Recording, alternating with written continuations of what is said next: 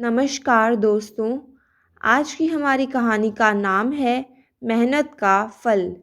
एक गांव में दो मित्र रहते थे जिनका नाम था हरीश और देव।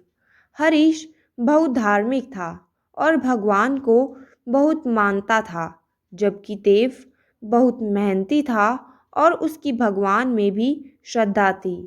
एक बार दोनों ने मिलकर एक किला ज़मीन खरीदी, जिससे वह बहुत फसल उगाकर अपना घर बनाना चाहते थे और पैसे कमाना चाहते थे। देव तो खेत में बहुत मेहनत करता, लेकिन हरीश कुछ काम नहीं करता, बल्कि मंदिर में जाकर भगवान से अच्छी फसल के लिए सारा सारा दिन प्रार्थना किया करता था। इसी तरह समय बीतता गया। कुछ समय बाद खेत की फसल पककर तैयार हो गई, जिसको दोनों ने बाजार ले जाकर बेच दिया और उनको अच्छा पैसा भी मिला। घर आकर देव ने हरीश को कहा कि इस धन का ज़्यादा हिस्सा मुझे ही मिलना चाहिए, क्योंकि मैंने खेत में तुमसे बहुत ज़्यादा मेहनत की है। यह बात सुनकर हरीश बोला, नहीं, धन का तुमसे ज़्यादा हिस्सा मुझे मिलना चाहिए, क्योंकि मैंने भगवान से अच्छी फसल के लिए प्रार्थना की, तभी हमको अच्छी फसल हुई। भगवान के बिना ये कुछ संभव नहीं था।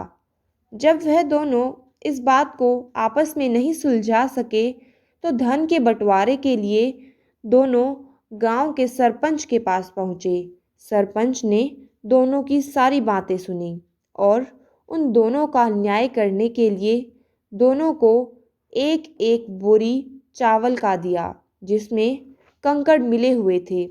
सरपंच ने कहा कि कल सुबह तुम दोनों को इसमें से चावल और कंकड़ अलग अलग करने हैं, तब मैं निर्णय करूंगा कि इस धन का ज़्यादा हिस्सा किसको मिलना चाहिए। दोनों चावल की बोरी लेकर अपने घर चले आए।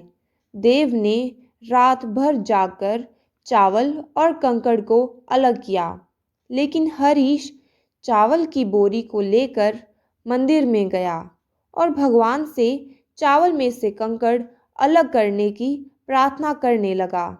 अगले दिन सुबह देव ने जितने चावल और कंकड़ अलग अलग कर सका, उसको ले जाकर सरपंच के पास गया, जिसे देखकर सरपंच बहुत खुश हुआ। हरीश वैसी की वैसी बोरी ले जाकर सरपंच के पास गया। सरपंच ने हरीश को कहा कि दिखाओ तुमने कितने चावल साफ किए हैं। हरीश ने कहा कि मुझे भगवान पर पूरा भरोसा है कि सारे चावल साफ हो गए होंगे। जब बोरी को खोला तो चावल और कंकड़ वैसे के वैसे ही थे। सरपंच ने हरीश को कहा कि भगवान भी तभी सहायता करते हैं जब तुम मेहनत करते हो। उसके बाद सरपंच ने धन का ज़्यादा हिस्सा देव को दिया।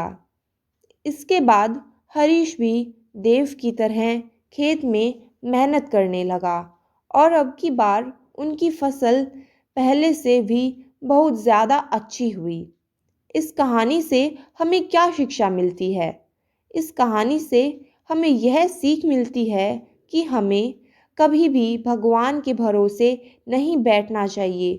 भगवान भी जब ही सहायता करेंगे जब हम मेहनत करेंगे। हमें सफलता प्राप्त करने के लिए मेहनत करनी होगी। अगर आपको हमारी यह वीडियो अच्छी लगी हो तो हमारे चैनल को सब्सक्राइब करें और हमें सपोर्ट करें। धन्यवाद।